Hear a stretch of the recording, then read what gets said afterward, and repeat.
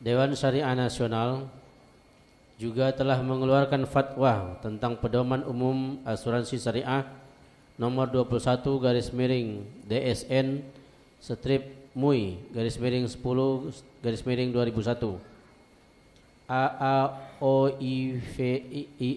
AAOIFI juga mengeluarkan panduan umum tentang asuransi syariah pada tahun 2006 dalam pasal 26 tentang At-Ta'min al-Islami sebagai berikut.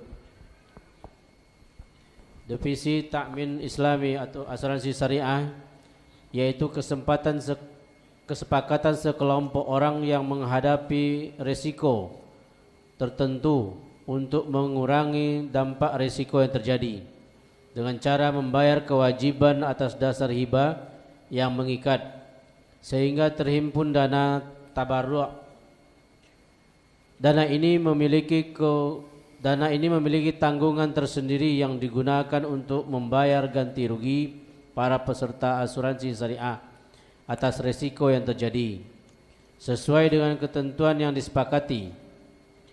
Dana ini dikelola oleh dewan yang ditunjuk oleh para pemegang polis atau sebuah perusahaan jasa dengan akad wakalah untuk mengendalikan dana atau untuk mengembangkan dana.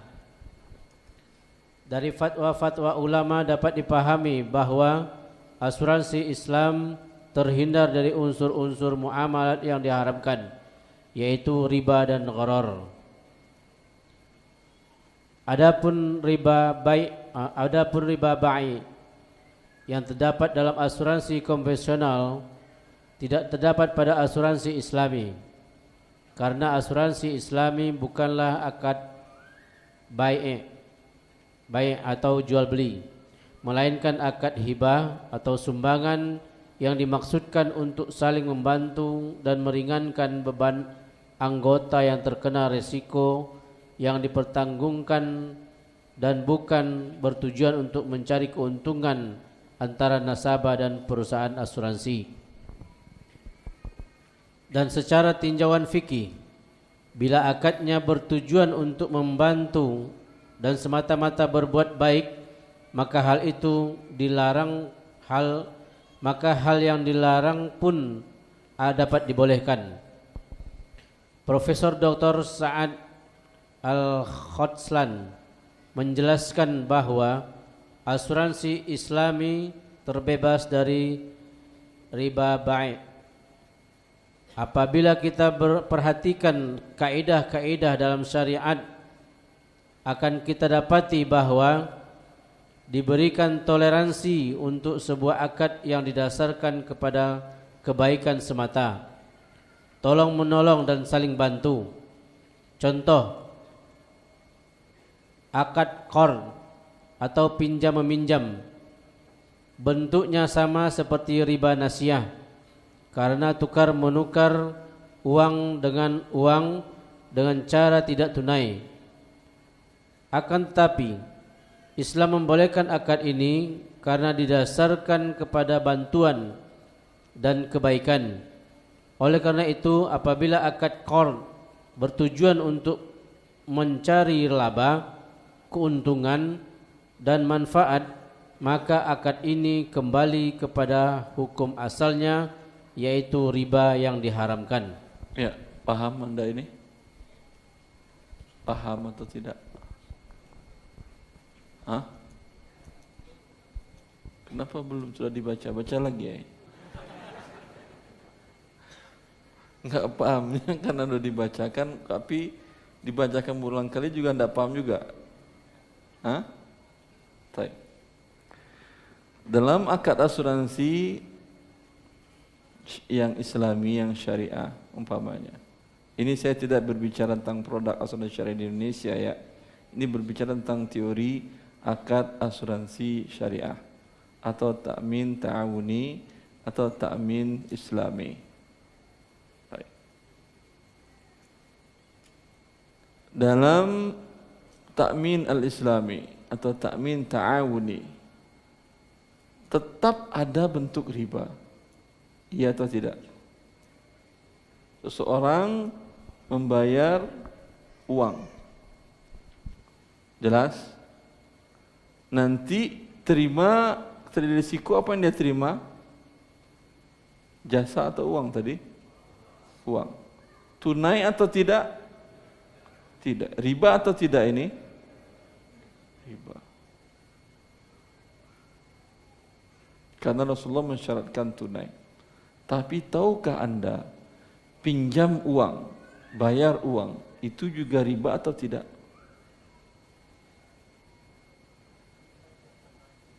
Hah? Anda butuh uang pamannya untuk mensekolahkan anak atau sedang tidak ada untuk biaya makan dan lain-lain atau biaya kontrakan. Pinjam uang ke tetangga atau ke kerabat atau ke teman 1 juta rupiah. Anda terima pecahan 100.000 10 lembar. Setelah 1 bulan Anda kembalikan. Jika dapat rezeki Anda kembalikan. 1 juta juga Anda kembalikan. Tapi dengan pecahan 50.000 rupiah sebanyak 20 lembar. Ini bentuknya riba atau tidak?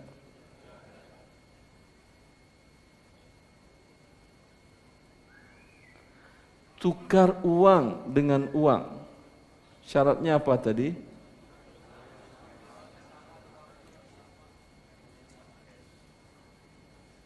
Nominalnya sama. Ini sekarang nominal sama?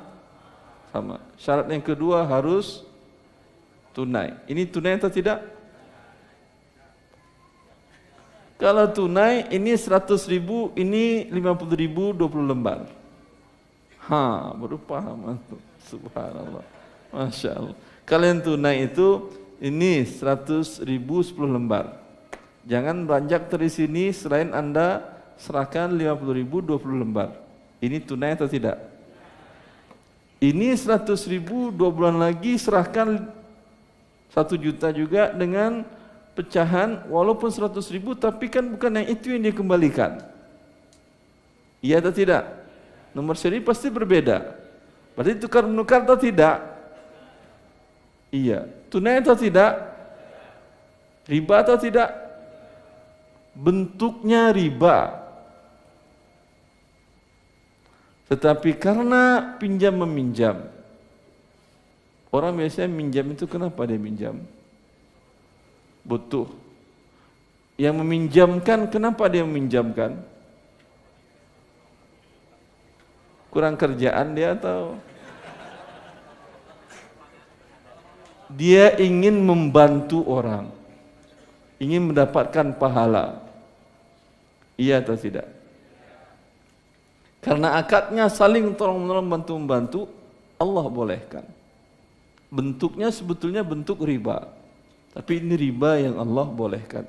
Itu yang dimaksud oleh Profesor Sa'ad bin Turki Al-Khoslan tadi. Ketika bentuknya bukan tolong-menolong, seperti Anda datang ke money changer, tolong-menolong bentuknya itu, atau datang ke bank ingin tukar uang lebaran sehingga hadiahnya uangnya uang keluaran terbaru, itu tolong menolong bentuknya? Tidak. Itu bentuknya tukar menukar dan dagang. Ya, maka bila ada jeda keterlambatan terjadi riba. Paham? Kalau bentuk lahirnya sama dengan pinjam meminjam, tidak tunai. Tetapi yang satu tolong menolong Allah bolehkan dan bahkan Allah berikan pahala. Yang satu bentuknya dagang, maka tidak boleh ada jeda waktu. Maka bila akad pinjam meminjam tadi dijadikan kesempatan untuk menambah harta, maka Allah haramkan. Kapan dia menambah hartanya? Tentu dengan pertambahan. Nih 1 juta, kalau kau kembalikan sebulan 1.100.000, 2 bulan 1.200.000, 10 bulan 2 juta. Ini bentuknya tolong menolong.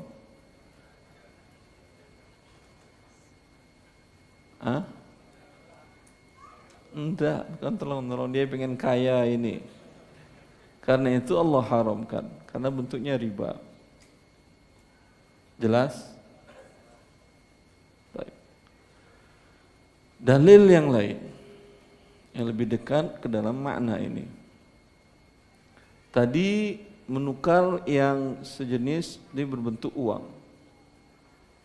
Menukar makanan pokok yang sejenis. Makanan pokok yang sejenis. Menukar gandum dengan gandum, kurma dengan kurma. Gandum dengan gandum, syaratnya apa?